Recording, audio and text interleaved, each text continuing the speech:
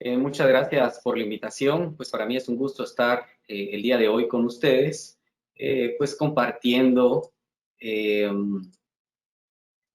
este tema muy interesante que es en relación a la alteración de las pruebas hepáticas y en algún momento esto puede llegar a constituir un reto en ciertas situaciones en las cuales debemos de estudiar un poco más a profundidad al paciente. Entonces, recordemos las funciones del hígado. El hígado es el órgano más grande de nuestro cuerpo. Tiene funciones importantes. Vemos en la figura el lobulillo hepático, el componente funcional más importante del hígado, rodeado por los espacios portas con su vénula central. A este nivel, pues se lleva la excreción de la bilis, que nos va a ayudar en cuanto a la digestión de las grasas, de algunas vitaminas y eventualmente la absorción, así también como el metabolismo de las grasas, de las proteínas, del azúcar y el almacenamiento del azúcar, así como función importante como en el metabolismo y de los fármacos y de cualquier sustancia tóxica que eventualmente algún paciente pueda ingerir. Y no olvidemos una función inmunológica que también se lleva a cabo a nivel hepático. Siguiendo con esta microscopía del hígado, que es importante que sepamos el funcionamiento del lobulillo hepático con su vénula centrolobulillar, que confluyen hacia ella a partir del espacio porta, las ramificaciones de la arteria hepática y la vena porta, formándose en sinusoides, ¿verdad? Y con un flujo hacia la vena centrolobulillar.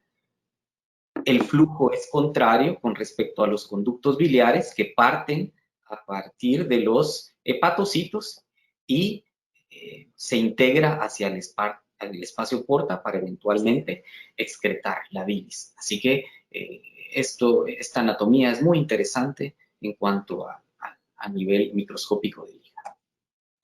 En cuanto al estudio ya en sí de las afecciones hepáticas, recordemos que la historia clínica es básica. Con la historia clínica y un examen físico obtenemos el diagnóstico en un 90%, como todos sabemos. Es importante ahondar en cuanto a antecedentes, si el paciente tiene antecedentes de obesidad, diabetes, transfusión, ingesta o no de licor, o de algún medicamento importante que, como sabemos, pues todos estos factores son importantes que eventualmente pueden incidir a nivel de la enfermedad o a nivel hepático, ¿verdad? Y por último, pues obviamente nos apoyamos en estudios de laboratorio y estudios de gabinete para terminar a hacer nuestro diagnóstico. Los estudios de gabinete clásico e inicial es el ultrasonido hepático. Eventualmente uno realiza un estudio de tomografía, resonancia magnética. En últimas instancias uno puede llegar a efectuar una biopsia hepática en situaciones puntuales. En los últimos años se ha desarrollado, hemos realizado menos frecuente la biopsia hepática y hemos realizado FibroScan con estudios pues, que nos han brindado también mucha información. Esto vamos a hablar un poco más adelante. Entrando ya a cuanto a las pruebas hepáticas, vemos un término muy importante que debemos de saber, las pruebas de función hepática. Y realmente hay dos pruebas que nos van a determinar cómo está funcionando el hígado. Y principalmente es a través de la albúmina y tiempo de protrombina. Recordemos que una de las funciones del hígado es la síntesis o metabolismo de proteínas y la síntesis, en este caso, de albúmina y proteínas que intervienen en la coagulación. Sabemos que la albúmina tiene una vida media de hasta 21 días. Por lo tanto, muchas veces en procesos agudos no vamos a determinar, la albúmina puede estar normal. Realmente ya es en los procesos subagudos o crónicos en el cual vamos a ver una alteración de la albúmina, así como el tiempo de protrombina. Este sí nos puede dar una ayuda un poco más aguda por el tiempo de vida de las proteínas de coagulación. Por lo tanto, si nosotros vemos un paciente con hipoalbuminemia y prolongación de tiempos, sabemos que ese hígado no está funcionando bien. La enfermedad clásica es la la cirrosis, ¿verdad? La hepatopatía crónica, ya en sus estadios terminales, ¿verdad? Podemos ya empezar a notar nosotros, o en estadios intermedios, podemos empezar a notar ya alteración de la albúmina y tiempo de protrombina. Esto no debemos de confundirlo con las pruebas de daño hepático. Podemos tener un daño hepático y el hígado todavía funcionar bien. Y este daño hepático es traducido con las pruebas de transaminasas, fosfatasa alcalina y la GGT.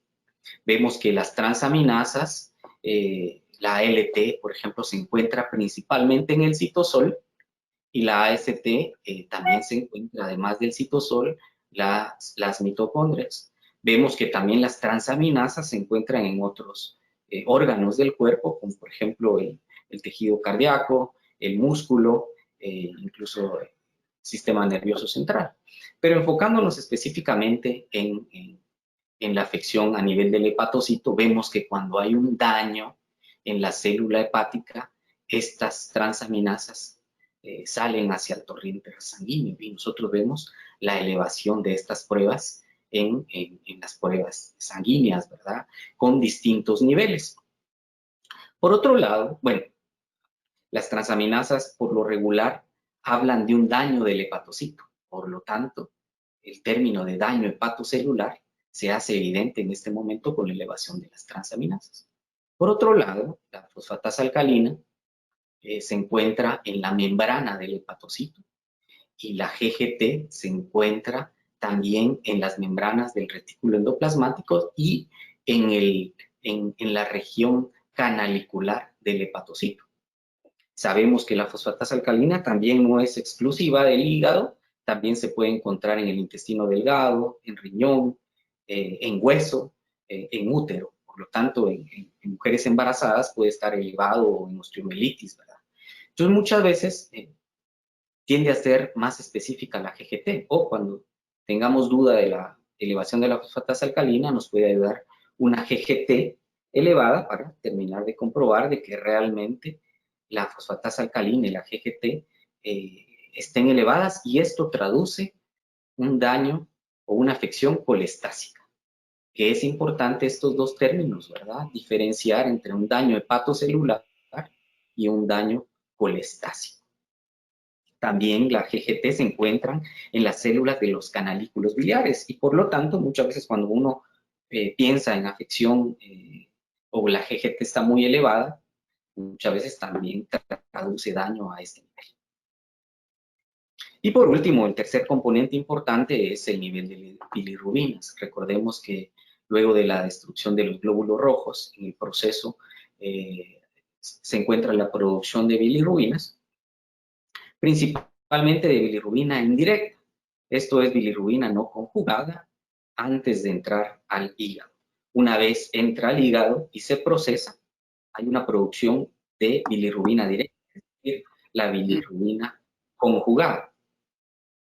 O muchas veces la bilirrubina indirecta que se encuentra en la sangre entra al hígado, pero no termina de ejercerse un proceso de metabolismo a este nivel, y la bilirrubina indirecta puede seguir elevada. Pero una vez se efectúa, como mencionaba, la conjugación, pues hay una elevación de la bilirrubina directa. Y esto es bien importante al momento de hacer la relación con el resto de pruebas hepáticas que vamos a ver más adelante. Entonces, como mencionaba, tenemos distintos tipos de daño celular. Les mencioné el hepatocelular, que está dado por la elevación de las transaminasas, y esto podemos determinarlo con el cociente de ALT y fosfatasa alcalina. Cuando las transaminasas se encuentran mucho más elevadas que la fosfatasa alcalina, hacemos este cociente y se encuentra arriba de 5, podemos estar seguros de que tenemos un daño hepatocelular. Por el contrario, si la fosfatasa alcalina o la GGT se encuentran mucho más elevadas que las transaminasas, estamos hablando de un daño o una afección colestásica. Y también tenemos el patrón mixto, que muchas veces esto nos da una idea, ¿verdad? Este cociente, si se encuentra entre 2 y 5, podemos hablar de un daño mixto. Esto puede ser un daño hepatocelular con o sin ictericia, o tener colestasis con o sin ictericia. Igual para el patrón mixto, porque muchas veces suele suceder que traducimos colestasis cuando el paciente está ictérico. Y como hemos estado platicando, pues no es así, ¿verdad? Podemos tener un daño hepatocelular y el paciente estar ictérico, ¿no? O un daño hepatocelular sin ictericia. Vamos a ir ahondando un poco más. Entonces podemos ver en estas gráficas un daño por drogas, por medicamentos. Veamos con amiodarona cómo es que hay una elevación de ALT, ¿ya? Es un daño hepatocelular y el paciente está ictérico por la elevación de las bilirrubinas. También podemos ver con este patrón de un daño por diclofenaco en el cual hay un patrón hepatocelular dado por la elevación de ALT y el paciente también está ictérico. Entonces, tenemos un patrón hepatocelular con ictericia. Pero también podemos tener un patrón colestásico, veamos este daño por cefasolina, un paciente que tiene más elevada la fosfatasa alcalina y también está ictérico. Más elevada la fosfatasa comparado con la ALT. Es un daño colestásico. O podemos tener también daños mixtos, en este caso, por ejemplo, esteroides, en el cual es un paciente que está ictérico, que inicialmente elevó la transaminasa y posteriormente la fosfatasa alcalina. Puede empezar con un daño hepatocelular y después convertirse en un patrón mixto, ¿verdad? Así que es importante tener en cuenta estas definiciones para que hablemos el mismo idioma. Aquí tengo algunos ejemplos. Podemos ver en este primer cuadro un patrón hepatocelular por la elevación importante de las transaminasas, como podemos ver, mucho más elevadas que la fosfatasa alcalina y GGT. Y este hígado está funcionando bien porque tiene una albúmina y un TP, sobre todo el TP en procesos agudos, que podemos ver que todavía tiene una función adecuada. Probablemente este paciente se trata de un paciente con hepatitis A, ¿verdad? Podría ser un ejemplo. Por otro lado, tenemos este otro ejemplo en el cual tenemos elevación principalmente de fosfatasa alcalina y GGT comparado con las transaminasas. Acá tenemos un patrón colestático, un paciente ictérico. Probablemente o tendríamos que descartar realmente que el paciente no esté obstruido, ¿verdad? Y si no está obstruido, uno tiende a pensar en una colestasis intrahepática. Y por último, vemos también este último ejemplo en el cual las transaminasas pueden estar elevadas, así como la GGT y fosfatasa alcalina. Pero lo interesante es que este paciente ya tiene hipoalbuminemia, tiene un TP prolongado con trombocitopenia. Probablemente este es un paciente cirrótico, o bien un paciente que tuvo un daño agudo y que inmediatamente se ha estado deteriorando. Nos puede dar también este patrón, ¿verdad? Así que hay muchos ejemplos que nosotros podemos poner e interpretar de distintas formas y hacer ese ejercicio para llegar al diagnóstico con estos pacientes. Vemos aquí una historia natural, tenemos un hígado normal que pueda tener una afección aguda, cualquiera que sea, ya sea infección o por algún medicamento. Y puede ser que hasta retirar el medicamento o un caso de hepatitis A, por ejemplo, tengamos una recuperación por completa de este paciente. Muchas veces sucede que avanza el proceso y tenemos un daño un poco más crónico, ¿ya? Y si no es detectado, eventualmente a través del tiempo o de muchos años, este paciente puede tener un daño importante, en el caso de la cirrosis, ¿verdad? Y no darnos cuenta y tener el paciente una cirrosis compensada que eventualmente se va a descompensar con sus múltiples complicaciones, incluido cáncer hepático, que pues, nos lleva a desenlaces desastrosos, a menos que el paciente sea un candidato para trasplante hepático. Muchas veces podemos nosotros, sobre todo en este proceso de afecciones intermedias o crónicas, si hay alguna duda, profundizar en el estudio del paciente. Muchas veces llevamos a cabo biopsias. Sin embargo, en los últimos años, como mencionaba, hemos realizado a través de la tecnología biopsias virtuales, por llamarlo de alguna forma. En este caso, el FibroScan nos puede ayudar para identificar los distintos grados de fibrosis. Como vemos, podemos tener una hepatitis crónica o una afección subaguda o crónica sin llegar a cirrosis. y el paciente tener desde fibrosis cero o puede tener los distintos componentes desde fibrosis hasta de una fibrosis leve hasta una fibrosis más avanzada, en este caso podría ser F3. O a través del FibroScan también podemos identificar pacientes con cirrosis compensada, que no sea descompensado, con F4. Así que el FibroScan ha venido a darnos más ayuda en cuanto al estudio de estos pacientes. Una forma de resumen, tenemos estos ejemplos de un patrón hepatocelular, las hepatitis virales, hepatitis autoinmune, la hepatitis alcohólica, esteatohepatitis, medicamentos y la isquemia. Y algunos ejemplos de colestasis, colangitis biliar primaria, la cirrosis biliar secundaria, la colangitis esclerosante, esteatohepatitis nuevamente, vemos, medicamentos también hay distintos, como vemos, hay medicamentos que pueden producir tanto daño colestásico como hepatocelular o mixto, y obviamente debemos descartar en estos pacientes una obstrucción.